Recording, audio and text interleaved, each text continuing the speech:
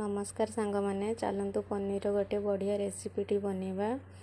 प्रथम प्याज tomato capsicum को पानी रे भल से धोई नबा। प्याज को क्यूब आकार रे काटी नबा।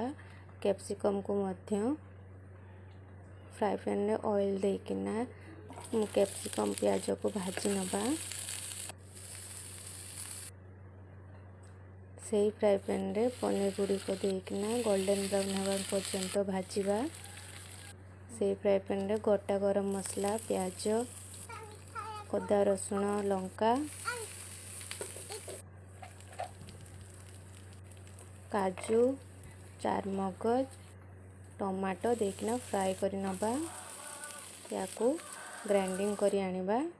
कढ़ा रे ऑयल दबा जीरा तेजपत्र ग्राइंडिंग कर रखिया मसला को दे दबा। भल से कषि नबा। लुण हल्दी जीरा गुंड लंका गुंड मीट मसला धनिया गुंड देकिना भल से कषिबा। तेल बाहरी आसलानी एबे पानी दे दबा।